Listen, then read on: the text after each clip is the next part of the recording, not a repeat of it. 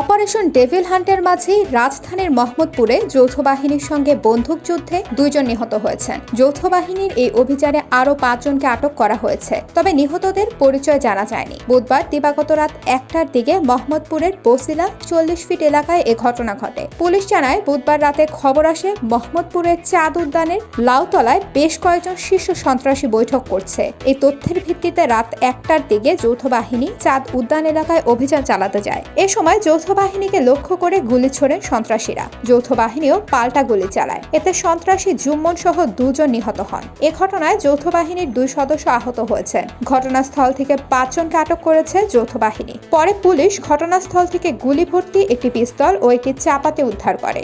লাশ দুটি উদ্ধার করে শহীদ সোহরাওয়ার্দী মেডিকেল কলেজের মর্গে পাঠানো হয়।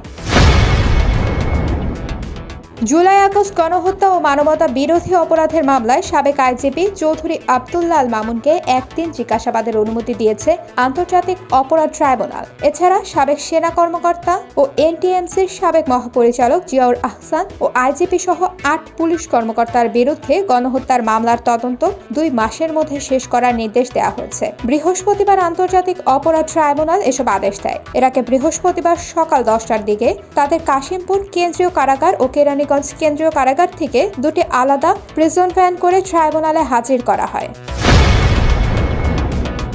জুলাই অভ্যুত্থানের পর বাংলাদেশ এখন অতীতের যে কোনো সময়ের চেয়ে বেশি শক্তিশালী, বলেছেন প্রধান উপদেষ্টা ডক্টর মুহাম্মদ ইউনূস। নতুন বাংলাদেশ করতে সবাইকে ঐক্যবদ্ধভাবে কাজ করার আহ্বান জানিয়েছেন তিনি। রাজধানীর ওসমানী স্মৃতি মিলনায়তনে 21শে পদক প্রদান অনুষ্ঠানে যোগ দিয়ে প্রধান উপদেষ্টার অধ্যাপক ডক্টর মুহাম্মদ ইউনূস এসব কথা বলেন। এর আগে বিভিন্ন ক্ষেত্রে গুরুত্বপূর্ণ অবদানের স্বীকৃতি হিসেবে 17 বিশিষ্ট ব্যক্তি ও সাফজয়ী নারী দলকে 21শে পদক তুলে দেন তিনি।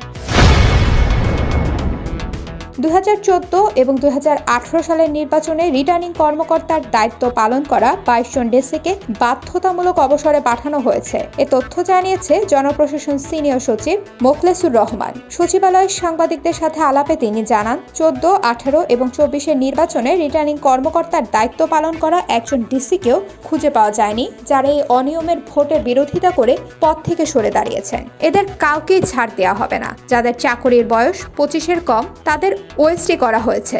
যাদের চাকরির বয়স 25 হয়েছে তাদেরকে বাধ্যতামূলক অবসরে পাঠানো হয়েছে। যারা আগে অবসরে গেছেন তারাও রেহাই পাবেন না। তাদের বিরুদ্ধে মামলার সুপারিশ করা হয়েছে বলে জানান মোখলেসুর রহমান। এর মাধ্যমে প্রশাসনের স্পষ্ট বার্তা দেওয়া হয়েছে, যে কোনো অনিয়মে জড়িতরা ছাড় পাবেন না বলেও হুঁশিয়ার করে দেন জনপ্রশাসন সচিব।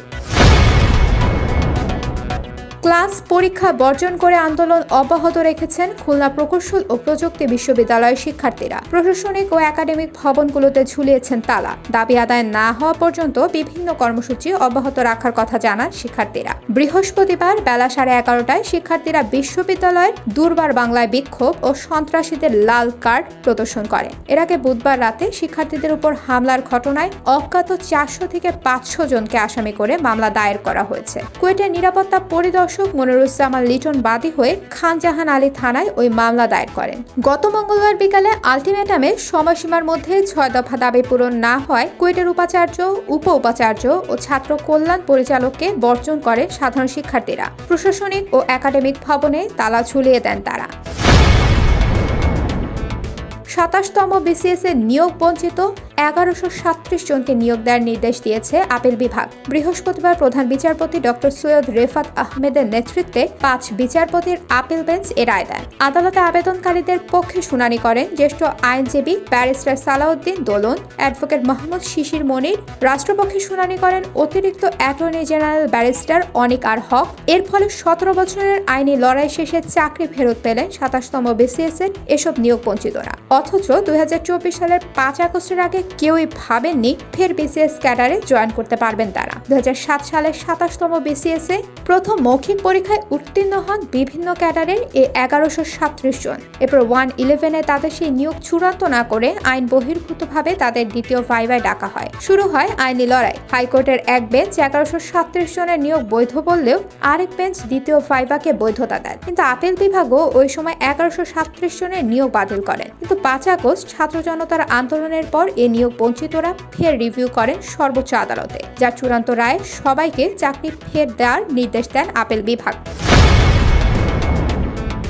ইউক্রেনের নেতা ভলোদিমির জেলেনস্কিকে আরও কঠোর সমালোচনা করেছেন মার্কিন প্রেসিডেন্ট ডোনাল্ড ট্রাম্প। এবার ইউক্রেনীয় নেতাকে সরাসরি একনায়ক বলে অভিহিত করেছেন তিনি। মার্কিন প্রেসিডেন্ট বলেছেন, নির্বাচন ছাড়া একনায়ক হিসেবে দেশ চালাচ্ছেন তিনি। ইউক্রেন যুদ্ধ ইস্যুতে গত কয়েকদিন ধরে ট্রাম্প ও জেলেনস্কির মধ্যে রীতিমতো বাকযুদ্ধ চলছে। গত বুধবার ট্রাম্পের বিরুদ্ধে ভুল তথ্য ছড়ানোর অভিযোগ এনে ইউক্রেনের প্রেসিডেন্ট বলেন, মার্কিন প্রেসিডেন্ট বিভ্রান্তিমূলক তথ্যের ফাঁদে আটকা পড়েছেন। জেলেনস্কির এই মন্তব্যের পর নিজের মালিকানাধীন সামাজিক যোগাযোগ মাধ্যম ট্রুথ সোশ্যালে এক পোস্টে ট্রাম্প বলেন, নির্বাচন ছাড়া একজন স্বৈরশাসক হিসেবে ক্ষমতায় রয়েছেন জেলেনস্কি। তার উচিত দ্রুত পদক্ষেপ নেওয়া, তা না হলে দেশ তার হাতে থাকবে না বলেও হুঁশিয়ার করে দেন তিনি।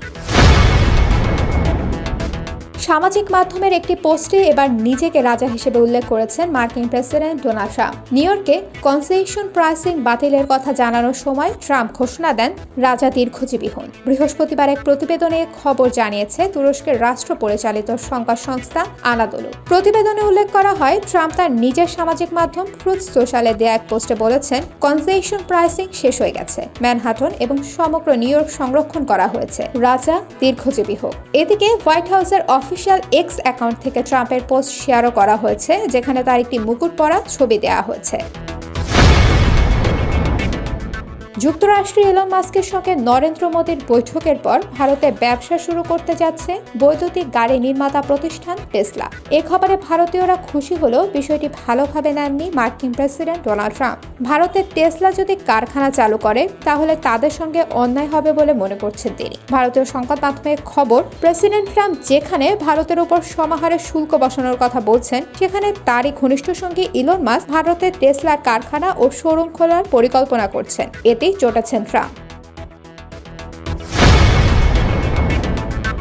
MLS মৌসুম শুরুর আগে প্রথম প্রতিযোগিতামূলক ম্যাচেই জয়ের দেখা পেয়েছে ইন্টার মায়ামি। কনকাকাফ চ্যাম্পিয়ন্স কাপের প্রথম রাউন্ডের প্রথম লেগে স্পোর্টিং কানসাস সিটিকে হারিয়েছে লিওনেল মেসির দল। মৌসুমের প্রথম প্রতিযোগিতামূলক ম্যাচেই গোল করে দলকে জিতিয়েছেন অধিনায়ক মেসি। চিলড্রেন্স মার্সি পার্কে স্পোর্টিং কেসের বিপক্ষে 100 গোলে জয় পেয়েছে ইন্টার মায়ামি। ম্যাচের 56 মিনিটে জয়সূচক একমাত্র গোলটি করেন লিওনেল মেসি। যুক্তরাষ্ট্রে কনকন শীতের মধ্যেই এই ম্যাচটি মাঠে গড়িয়েছে। প্রতিকূল কন্ডিশনে দলকে জয় এনে দিয়েছেন আর্জেন্টাইন জাদুকর। স্পোর্টিং কেসের ম্যানেজার পিটার ভার্মেসের মতে, মেসি ম্যাচে দুই দলের মধ্যে পার্থক্য গড়ে দিয়েছেন। চিলড্রেন্স মার্সি পার্কে 15,178 জন দর্শক ম্যাচটি দেখতে উপস্থিত হয়েছিলেন। ম্যাচের সময় সেখানে তাপমাত্রা নেমে গিয়েছিল -16 ডিগ্রি সেলসিয়াসে, যেখানে বাতাস বইছিল প্রতি ঘন্টায় 9 মাইল বেগে, যার ফলে তাপমাত্রা -24 ডিগ্রি সেলসিয়াস অনুভূত হচ্ছিল।